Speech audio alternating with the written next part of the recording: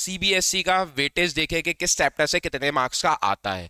तो आपको लग रहा होगा कि पार्टनरशिप अकेला कर लेते हैं आपका हो जाएगा ना, या शॉर्ट ट्रिक वगैरह है तो उसको कैसे कंप्लीट करेंगे। करना है आपको, अब शेयर और डिवेंचर को दो पार्ट में नहीं बांटना। पहले आपको ये देखना है कि शेयर और डिवेंचर में क्या कॉमन टॉपिक है। वीक एरिया में वो आएंगे जो चैप्टर आपको बनते ही नहीं है बिल्कुल। So hello everyone, welcome to the commerce edge. और आज हम लोग डिस्कस करने जा रहे हैं, सितंबर आ गया है बट आपको अब डर लग रहा है कि अकाउंट्स को कैसे करें, कौन से चैप्टर करें और कौन से चैप्टर पे ज़्यादा ध्यान दें। तो ये वीडियो है आपके लिए। 12th क्लास में हैं आप और आपका क्या प्लान होना चाहिए कि सीबीएसई को एग्ज़ाम में कैसे, सीबीएसई एग्ज़ाम में आप अपने सारे टॉपिक करेक्ट करें। तो डिस्कस करते हैं हम लोग अपने पॉइंट्स। सबसे पहला पॉइंट है कि आप सीबीएसई का वेटेज देखें कि किस चैप्टर से कितने मार्क्स का आता है। देन सेकंड आपका पॉइंट होना चाहिए कि आपके कौन से चैप्टर स्ट्रांग है, कौन से चैप्टर वीक है और कौन से चैप्टर एवरेज है।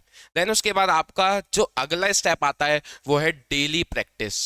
हम लोग हर एक पॉइंट को डिस्कस करेंगे कि किस चैप्टर से क्या करना है और कौन से चैप्टर के क्वेश्चन करने हैं।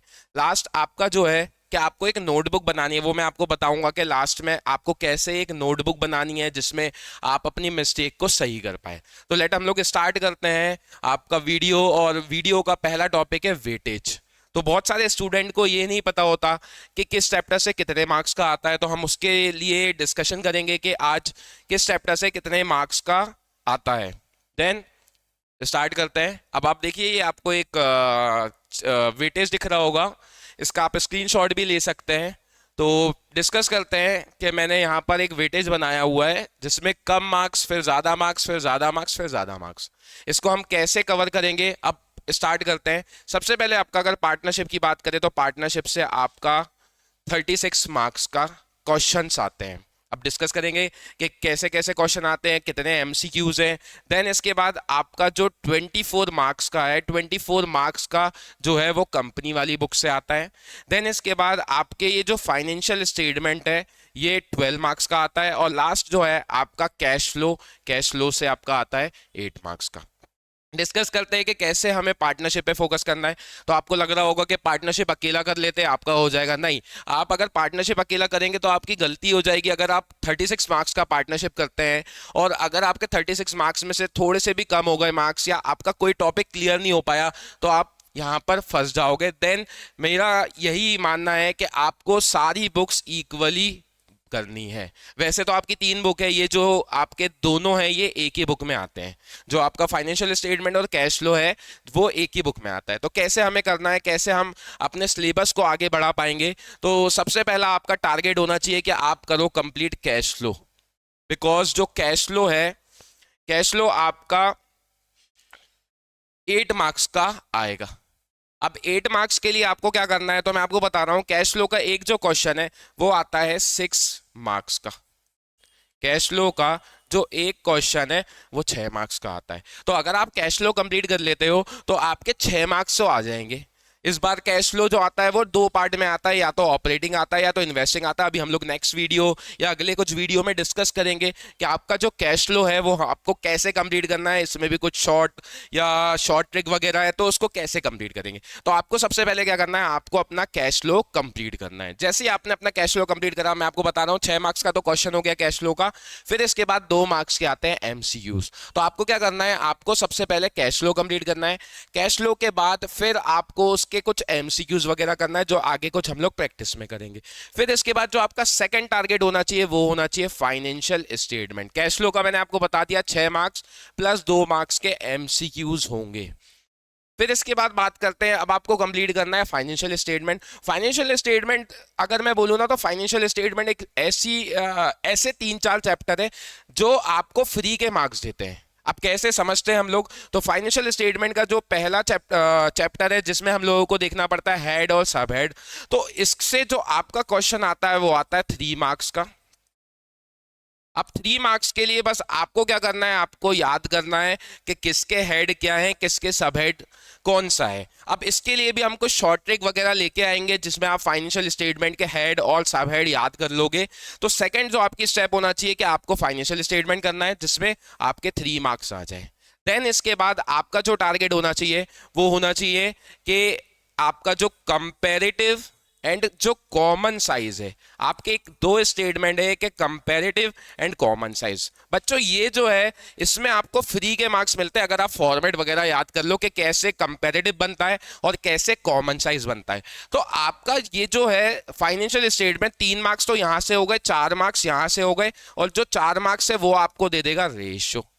तो आपको ये 3 चैप्टर कंप्लीट करोगे तो 3 चैप्टर में आपके 12 मार्क्स समथिंग हो जाएंगे। 3 मार्क्स के हेड और सब हेड, 4 मार्क्स का कंपैरेटिव एंड कॉमन साइज, और 4 मार्क्स का जो है वो रेशियो आ जाएगा। देन आपका जो टारगेट होना चाहिए फिर वो होना चाहिए शेयर वाली बुक पे।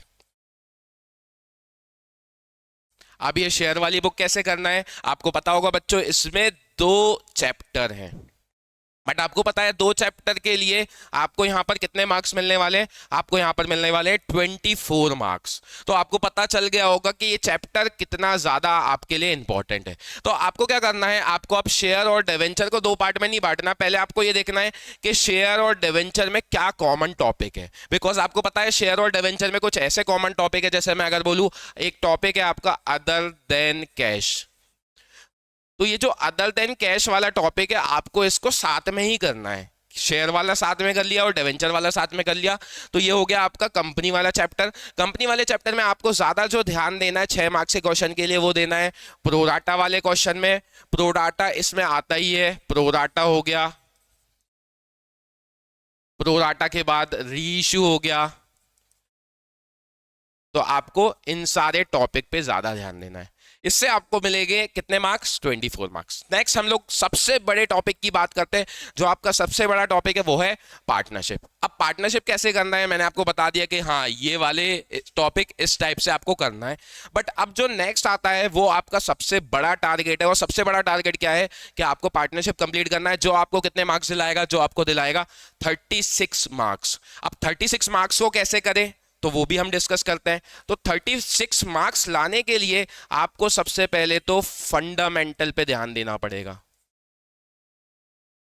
अब फंडामेंटल के बाद आपको जो सेकंड है वो है गुडविल पे ध्यान देना पड़ेगा। आपके गुडविल से भी एक क्वेश्चन आता है, वो तो कंफर्म ही है 100% कि गुडविल से क्वेश्चन आएगा। फिर इसके बाद आपको क्या करना है, आपके जो लास्ट टॉपिक होंगे वो है एडमिशन और चेंज इन पीएसआर, ये हो गया।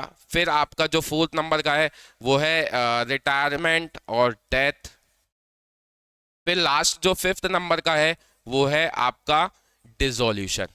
तो आपको जो पार्टनरशिप है, पार्टनरशिप में इतने टॉपिक्स पे ध्यान देना है। बट अब इनको कैसे करना है, सबसे पहले तो आपको फंडामेंटल करना है, फंडामेंटल के बाद गुडविल करना है। बिल्कुल एक स्टेप वाइज चैप्टर्स जो है वो दिए हैं उस टाइप से करना है। तो आपका जो फर्स्ट स्टेप था वो हमने कवर कर लिया कि आपको क्लियर करना है कि सीबीएसई के चैप्टर वाइज वेटेज कितना है। आप इसका स्क्रीनशॉट ले सकते हो, आपने ले भी लिया होगा। देन हम लोगों का अब जो सेकंड टास्क है वो है स्ट्रॉन्ग, एवरेज और वीक एरियाज। अब ये सबके अलग अलग होंगे, हम इसको डिस्कस करते हैं। आपको अपने स्ट्रॉन्ग एरिया, इसको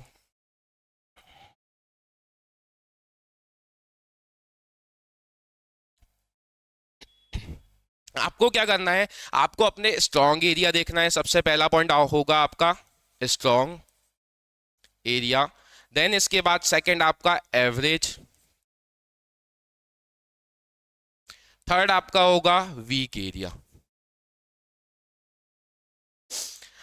अब क्या करना है, आपको ये तीनों पॉइंट पे बहुत ज्यादा वर्क करना है। सबसे पहला आपका होगा स्ट्रॉन्ग एरिया। स्ट्रॉन्ग एरिया में वो चैप्टर आएंगे जो चैप्टर आपको बहुत अच्छे से आते हैं। अब कैसे इनको करना है, एवरेज में कौन से चैप्टर आएंगे, एवरेज में आएंगे आपके वो चैप्टर जो आपको आते तो है बट इतना कॉन्फिडेंस नहीं होता, और वीक एरिया में वो आएंगे जो चैप्टर आपको बनते ही नहीं है बिल्कुल। तो सबसे पहले आपको ये डिस्कस करना है अपने आप से कि आपके कौन से एरिया है। आपको एक पेज लेना है, पेज में लिखना है कि हाँ ये चैप्टर मुझे बहुत अच्छे से आता है। वैसे अगर मैं बात करूं कि जो सबसे ज्यादा लोगों का स्ट्रॉन्ग एरिया होता है वो गुडविल होता है, बट आपको पता है उससे 3 मार्क्स का आता है, तो आपको उसकी उतनी ही प्रैक्टिस करनी है जितना उससे आता है। तो आपने क्या करा, आपने पहले डिसाइड कर लिया कि आपका स्ट्रॉन्ग एरिया ये है। फॉर एग्जांपल मैं लिख लेता हूं कि मेरा जो स्ट्रॉन्ग एरिया है वो गुडविल है।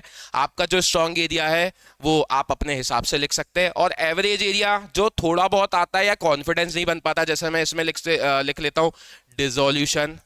और एक आध टॉपिक हम लोग वीक एरिया में लिख लेते हैं, जैसे मोस्ट ऑफ द स्टूडेंट का जो वीक एरिया होता है वो होता है कैश फ्लो। तो मैंने ये आपके अपने हिसाब से लिख दिया है। आपको ऐसे बहुत सारे चैप्टर्स के नाम लिखना है सेकंड स्टेप में। अब आप कमेंट में भी लिख सकते हो यहाँ पर कि आपका कौन सा स्ट्रॉन्ग एरिया और कौन सा वीक एरिया है और कौन सा आपका एवरेज एरिया है। आप कमेंट में लिख सकते हो, जिससे मैं आपको एक्सप्लेन कर पाऊं कि कैसे आपको सही करना है। आप कमेंट में टाइप कर सकते हो।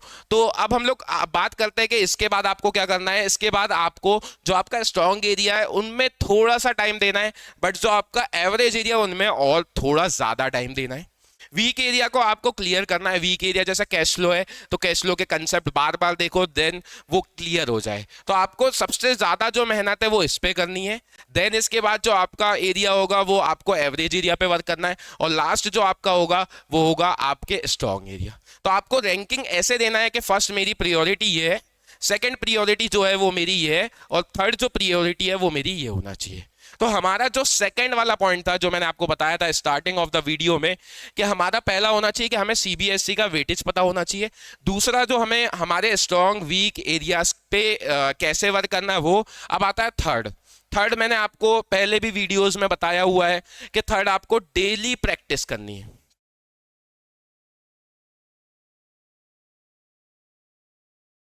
आपको डेली जो है, डेली 5 से 10 क्वेश्चन करना ही है। अब 5 से 10 मैं क्यों बोल रहा हूं, मैं बोल रहा हूं ज्यादा भी करनी है। अब आपके हिसाब से, अगर मान लो आपके वीक एरिया बहुत ज्यादा है तो आपको और भी क्वेश्चन बढ़ा के करना पड़ेंगे। तो इस हिसाब से आपकी प्रैक्टिस डिपेंड करती है कि आपको कितना ज्यादा प्रैक्टिस की जरूरत है। वो आपको इस फॉर्मेट के हिसाब से पता चल जाएगा। स्ट्रॉन्ग एरिया अगर आपके ज्यादा है तो आपको लग रहा होगा कि हाँ मैं कम प्रैक्टिस में भी कर सकता हूं। अगर आपके वीक एरिया ज्यादा है तो फिर आपके लिए तो बहुत ज्यादा प्रैक्टिस की जरूरत है। तो हमने डेली प्रैक्टिस की पहले भी बात करी है। अब लास्ट जो हम लोग डिस्कशन करने जा रहे हैं वो है एक नोटबुक बनानी है आपको, जिसको मैंने लिखा हुआ है यहाँ पर नोटबुक ऑफ मिस्टेक। तो ये भी आपके लिए बहुत ज्यादा इंपॉर्टेंट है। तो मैंने आपको एक नोटबुक के लिए सजेस्ट करा है कि आपको एक नोटबुक बनानी है। अब ये नोटबुक क्या है, तो नोटबुक वो है जो आपकी गलतियां हो रही हैं उसको आपको सही करना है। बट वो सही कैसे होगी, आपने देखा होगा कि आप जो गलती आज कर रहे हैं वही आप एग्जाम में भी करोगे, वही आप 2 महीने बाद भी करोगे। तो आपको क्या करना है, आपको एक नोटबुक बनानी है। उसमें आपको क्या करना है, उसमें आपको मिस्टेक लिखनी है कि आपकी, जैसे मान लो फॉर एग्जांपल आपका एक चैप्टर कंप्लीट हुआ। चैप्टर कंप्लीट होने के बाद आप ये देखना है कि मैं इसमें क्या क्या भूल जाता हूँ, क्या क्या मैं बार बार गलत करता हूँ। फॉर एग्जांपल जैसे अगर मैं बात करूँ, मैंने फंडामेंटल बनाया या फंडामेंटल ऑफ पार्टनरशिप करा, मैंने फंडामेंटल ऑफ पार्टनरशिप करा, और फंडामेंटल करने के बाद मुझे पता चला कि यार मेरा जो है इंटरेस्ट ऑन ड्राइंग जो है वो टॉपिक हर बार गलत होता है। तो आपको क्या करना है, आपको जो अपनी गलतियां हैं वो एक नोटबुक बनानी है, बिल्कुल पतली सी जो है वो नोटबुक बनेगी आपकी। आपको वो नोटबुक बनानी है और नोटबुक में वो लिखना है कि आप इंटरेस्ट ऑन ड्राइंग गलत करते हो तो क्यों गलत करते हो, और हर बार वही गलती क्यों रिपीट हो रही है।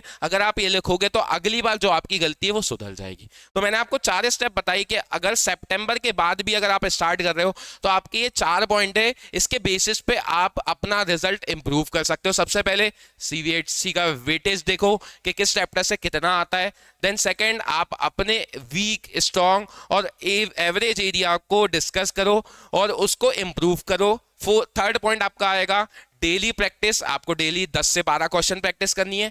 देन इसके बाद अगला जो पॉइंट है वो है आपको एक नोटबुक बनानी है। ये सबसे ज्यादा इंपॉर्टेंट पॉइंट है। तो मिलते हैं हम लोग अगले वीडियो में, जिसमें हम लोग डिस्कस करेंगे कि ये पॉइंट को कैसे और इंप्रूव करें और कैसे हम हर एक पॉइंट को कवर कर पाए। So thank you.